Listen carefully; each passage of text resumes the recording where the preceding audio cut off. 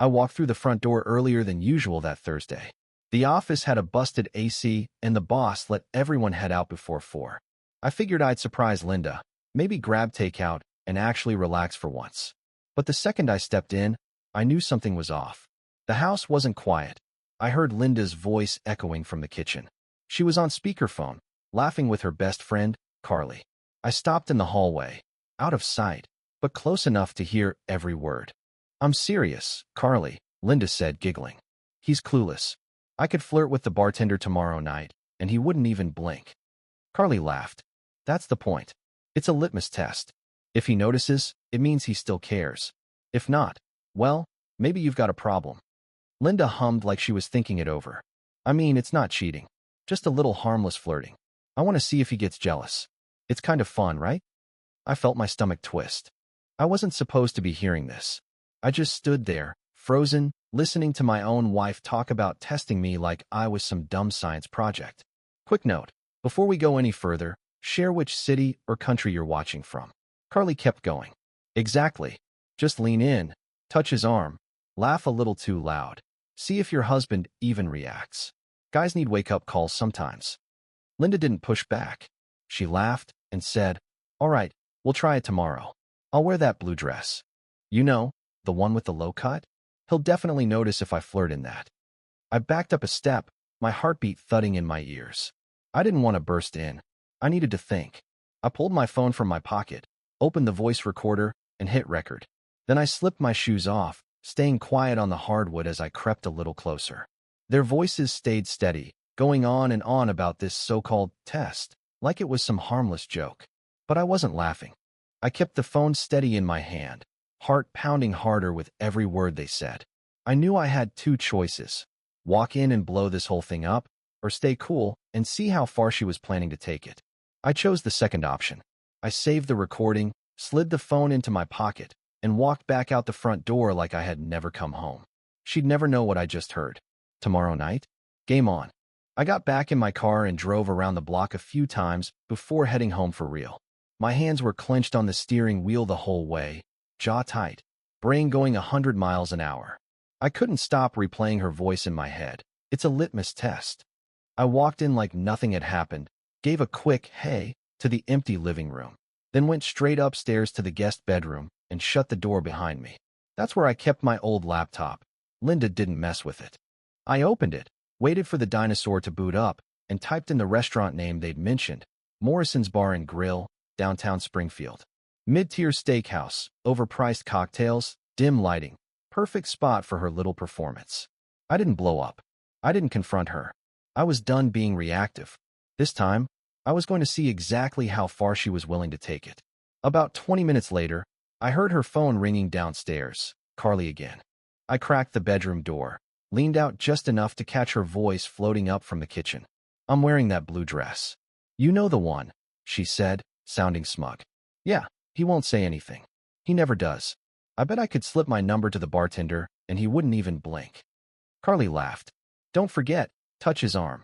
Guys notice that. You're testing boundaries, not starting an affair." Linda lowered her voice. "If he actually got jealous for once, maybe I'd feel like I still mattered to him." I closed the door and sat back down at the laptop. So that was the story now?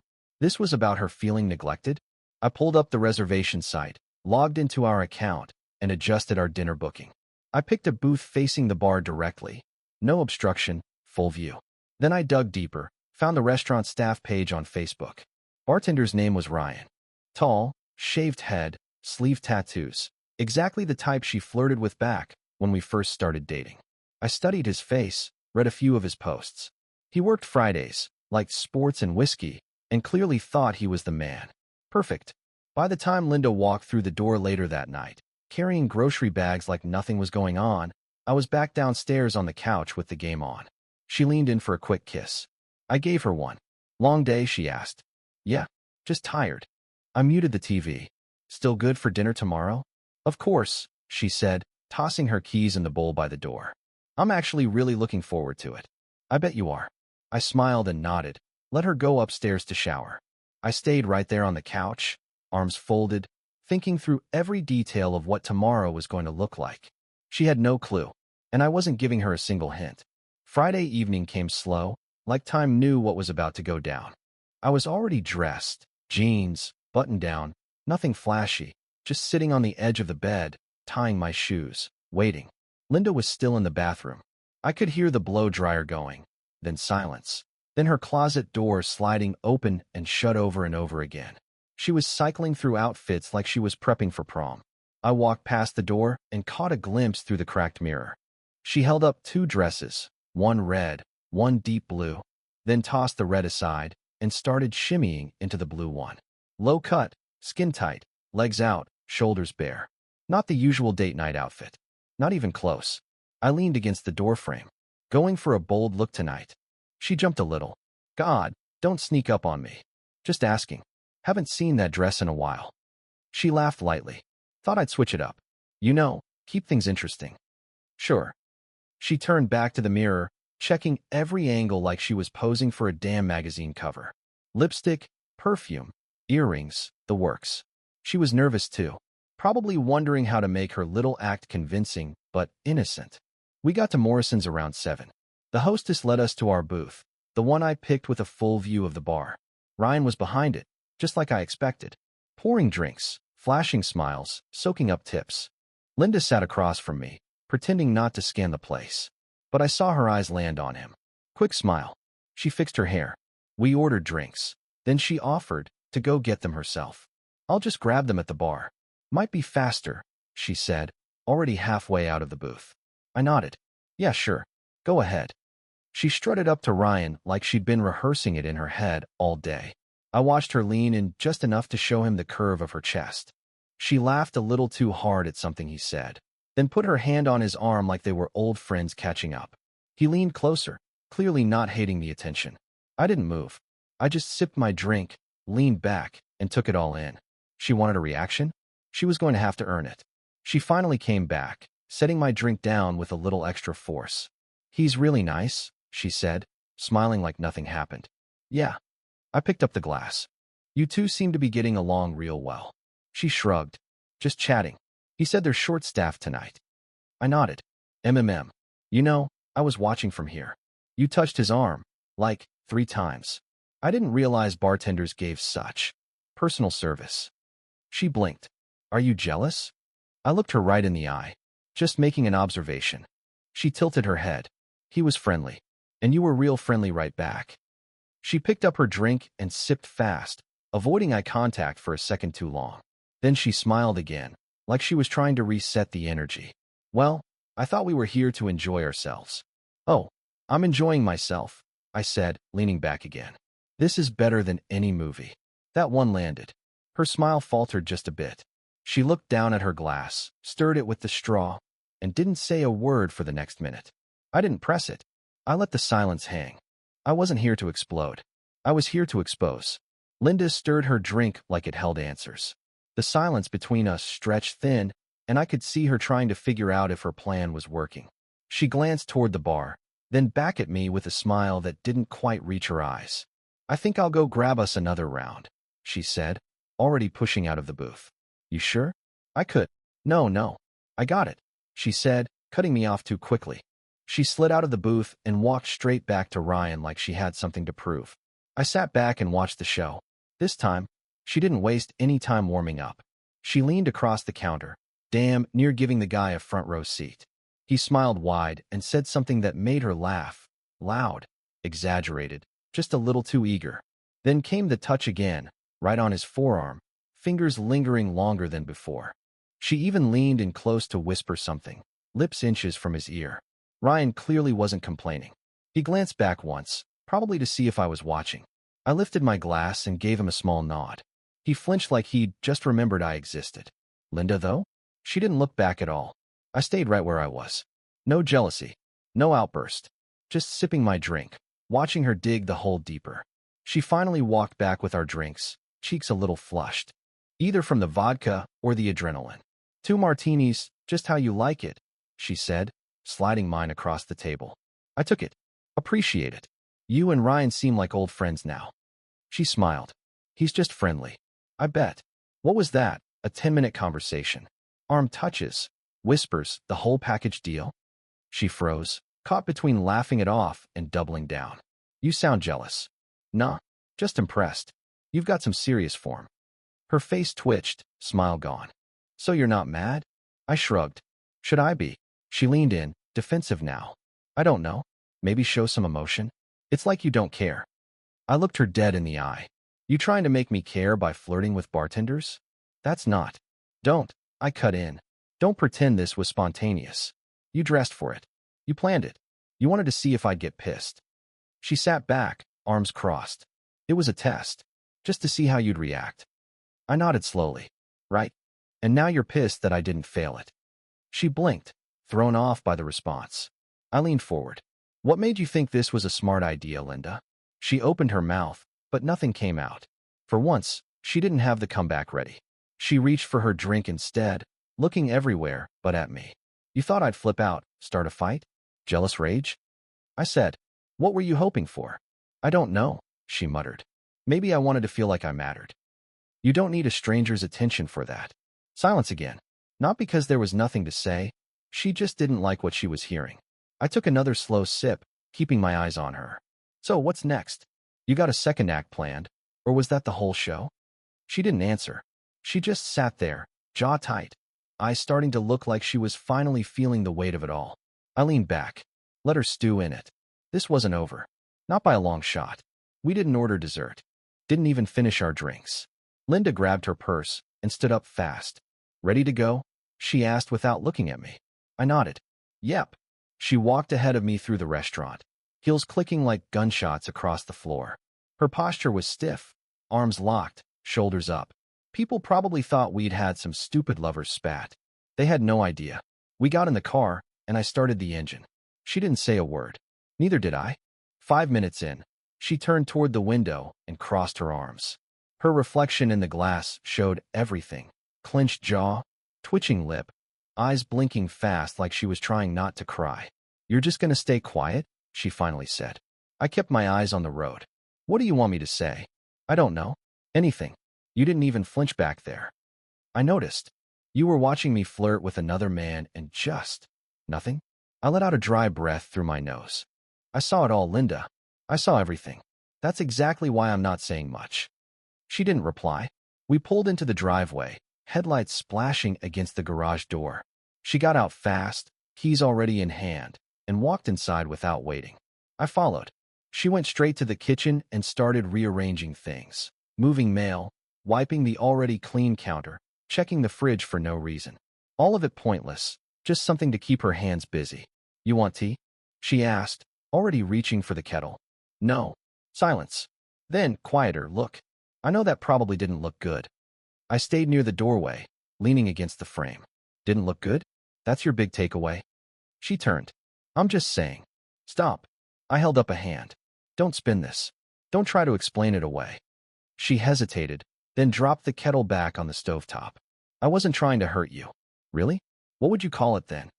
She shook her head, arms wrapping around her stomach. It was stupid. Carly said. Jesus, Linda. I stepped into the kitchen. Don't bring Carly into this. She's not in this marriage. You are. I wanted to know if you still cared. I stared at her. So your solution was to test me like I'm some kind of pet you're training? She looked away, biting her lip. This isn't about jealousy. I'm not mad because you talked to some guy. I'm mad because you don't respect me. Or us. She swallowed hard. I didn't mean it like that. Doesn't matter how you meant it. You did it. She looked up slowly, eyes glassy. Do you really think I don't respect you? I shrugged. You tell me. You had to run an experiment just to decide if your own husband still gives a damn. Her voice dropped. I didn't think you'd find out. I nodded. Exactly. You didn't want honesty. You wanted control. We stood there in silence, just the hum of the fridge between us. I looked at her one last time. Do you even trust me anymore? Or are we just playing house while you second-guess everything behind my back? She didn't answer. She just turned toward the sink, back to me, shoulders slumped. The next morning, Linda didn't say much. Barely looked at me while she ate her cereal. But by afternoon, she started acting like nothing happened. Like maybe if she ignored the weight of last night long enough, it'd disappear. Around 6, she stood in front of the hallway mirror, putting on earrings and checking her makeup. Tight black skirt, silk blouse unbuttoned just enough to draw eyes. She was going to her office party. Big night. I asked, walking by slow. It's just a work thing, she said quickly, like she'd rehearsed it. I leaned against the wall. You planning anything special? Her hand froze near her neck. What's that supposed to mean? I gave a half smile. You know? You going to charm the bartender again, or is this a new act? She scoffed and looked back in the mirror. It's not like that. Sure. Just a harmless test, right? She turned and narrowed her eyes. Are you coming or not? Yeah, I said, already walking away. I'll be there. Might run a little late. I waited a full hour before heading out. I wanted her to settle in first. Give her time to get comfortable. Predictable. The party was at some rooftop bar downtown.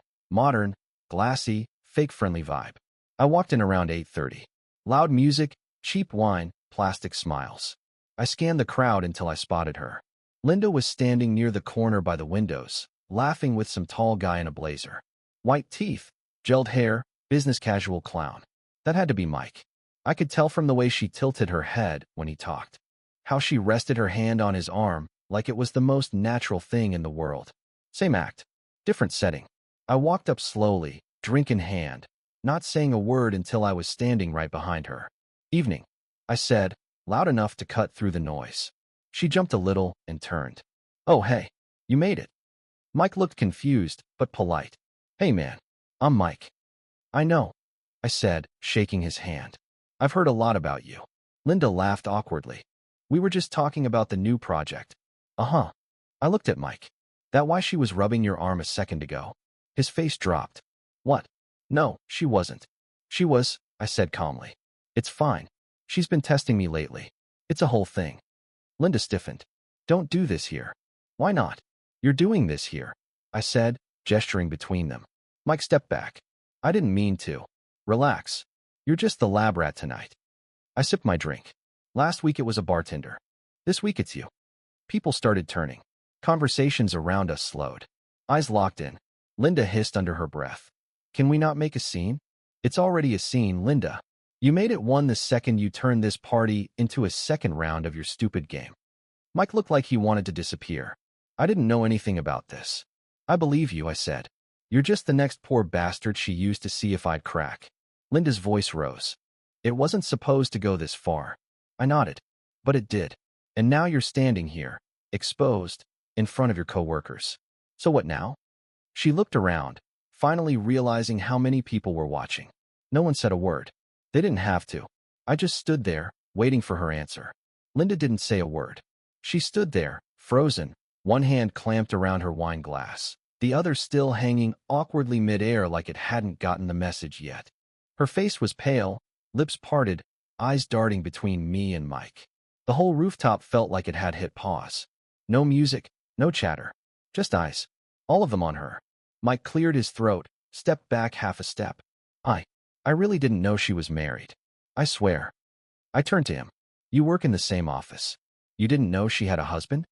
I mean, she never mentioned. Exactly. I jabbed a finger toward him. You were a test, man. Just another pawn in her little game.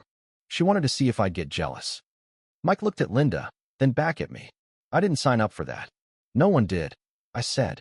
That's the problem. Linda finally spoke, voice low and shaking. You don't have to humiliate me in front of everyone. Oh, but I was fair game, right? I stepped closer, lowering my voice just enough to slice deeper. You dragged me through this test crap without a second thought. One night it's the bartender, now it's your coworker. I wasn't trying to hurt you, she said, blinking fast. I just wanted to feel something. Yeah, you said that already. But here we are. And now you're embarrassed. She turned slightly, shoulders curled inward, shrinking in on herself as a few of her co-workers shifted closer, pretending not to stare. I wasn't done. I pointed at Mike again. You think he wanted to be part of this little performance? You think his name deserves to be tangled in this? Mike raised his hands. Look, man, I'm out. I don't want any part of this drama. You already were in it, I snapped. But go ahead. Bail. She already used you. He hesitated, gave Linda one last look, then walked off without another word. Probably straight to HR come Monday. Linda's hands were shaking now. She reached out toward me like she could somehow patch it all up in front of everyone. Please, she whispered. Can we just talk somewhere else? No. We're talking now. Right here. I stepped in, voice low but cold. You wanted public. You wanted a reaction. You staged this, Linda. So I'm giving it to you. She looked like she might cry, but I didn't back off. You could have talked to me. You could have said something if you felt disconnected, bored, whatever. But instead, you brought strangers into our marriage. You turned this party into your experiment. I was scared you didn't care anymore, she said, voice cracking. I wanted proof. I shook my head. You wanted control. You wanted to push and see how far I'd been before I snapped. A couple of her co-workers started whispering behind their hands. One woman stepped aside and pulled out her phone. This thing was spreading fast. I leaned in, kept my voice just loud enough for everyone around to hear. So, you've got the reaction now. You've got the scene. You've been seen. Is this what you wanted? She covered her face with her hand, wine glass still dangling in the other. And then I dropped it. What happens now, Linda? She lowered her hand, eyes glossy and lost. She looked around, at the circle forming, at the damage settling in, and she had no answer. None. We drove home in dead silence. No music, no small talk, just the sound of tires on asphalt and Linda's shaky breathing in the passenger seat. She kept her eyes glued to the window, hands clenched in her lap, like she could squeeze the night away. I didn't say a word. I'd said everything that needed to be said already, in front of her co-workers, her so-called target, and anyone else who cared enough to listen. Now it was just us. When we pulled into the driveway, she didn't wait. She got out fast and walked straight into the house like she could outrun the weight sitting on her shoulders. I followed her in. She went straight to the kitchen. Of course she did. Started pretending to clean the counters again, wiping a spot that didn't exist. Back turned to me. Same pattern as last time. I leaned against the wall. You gonna talk now? Or just wipe imaginary stains all night? She froze, then slowly turned around. Eyes red, lips tight. I didn't think it would go that far. But you still planned it. She swallowed hard. I didn't plan for it to blow up like that. Yet here we are. She dropped the rag and sat down at the kitchen table like her legs gave out. I was stupid. No argument here. She stared at the floor, then finally looked up at me. It was Carly. I didn't move. Of course it was. She's been going through this rough patch with her boyfriend and kept saying I needed to test you before I ended up like her. That guys get too comfortable. That if they're not jealous anymore, it means they've checked out. I raised my voice slightly. So your solution was to flirt with 2 other guys and see if I'd explode? She paused, voice shaking. I just wanted to feel like I still mattered. Like you still cared. You wanted validation. So you gambled our marriage for a cheap reaction. She looked down again. I was scared. I thought maybe I wasn't enough anymore. I stepped forward. Then you should have talked to me, not Carly. Not Ryan. Not Mike. I know. Do you? I stared at her. Because from where I'm standing, you let your friend dictate our marriage like it was a game. She didn't argue, didn't defend it, just nodded slowly. I leaned both hands on the table and looked her dead in the eye. I'm gonna say this once. Next time you take advice from your friends over talking to your husband, I'm gone. No warning. No second conversation. Done. Tears started forming in her eyes, but I didn't stop. You want honesty? Here it is. I care about you. But I'm not going to stay married to someone who treats me like an experiment. You either trust me and act like a damn partner, or this ends. She wiped her face, nodding. I get it. I really do. I hope so. I didn't realize how far I was pushing until I saw your face at that party. And then I looked around and saw everyone else watching. And she stopped, took a breath. I saw what I turned this into. I stepped back from the table. That's on you. She nodded again. This time slower. Heavier. Like it was finally landing. And for once, she didn't try to fix it with excuses. Linda sat at the kitchen table for a long time after I walked out. I heard the quiet buzz of her phone a few times, but she didn't answer. Then, finally, she picked it up and made a call. Hey, she said flatly. Yeah, I need to talk to you. I leaned in the hallway, listening. It was Carly. No, I'm not doing it anymore. I said I'm done. Her voice cracked, but she kept going. I almost lost my husband over this crap. I couldn't hear Carly's words, but her tone came through clear, fast, defensive, angry. I'm not being controlled. I'm being a grown woman, Linda snapped. You pushed this test like it was a joke, and I ran with it like an idiot. But it's on me. Not him. Me. She hung up before Carly could say anything else. A few minutes later, she came into the living room and sat beside me. Not close, just near. She didn't say much that night. But the next day, she started putting in the work. First thing Monday, she called Mike and apologized. Directly. No sugarcoating. I heard her say it loud and clear. I dragged you into something personal, and it wasn't fair. I'm sorry. The fallout at work came fast. People talked. Whispers in the break room, sideways glances, all of it. But she didn't run from it. She owned it. Told her boss what happened before HR could call her in. Cleaned up the mess herself. At home, things were stiff at first. Quiet. But not hostile. Just cautious. We started having actual conversations. No games, no filters. One night, about 2 weeks later, we sat out on the back patio with a couple beers, watching the porch light flicker. I get it now, she said, staring out into the dark. I thought if you weren't reacting like some jealous maniac, it meant you didn't care. But it's the opposite. Yeah, I said. It means I trusted you to not pull something like that. She looked down at the bottle in her hands. That trust? I crushed it. I didn't argue. She wasn't wrong. But I'm going to rebuild it. Not for show. Not to prove anything to anybody. Just because it matters. You matter. And I finally realized I've been living by everyone else's opinions but my own. She reached over and rested her hand on mine. No words for a while after that. That was the beginning. It wasn't perfect. Still isn't. But we were finally building something real. Not based on jealousy or tricks, but honesty. And this time, we were doing it together.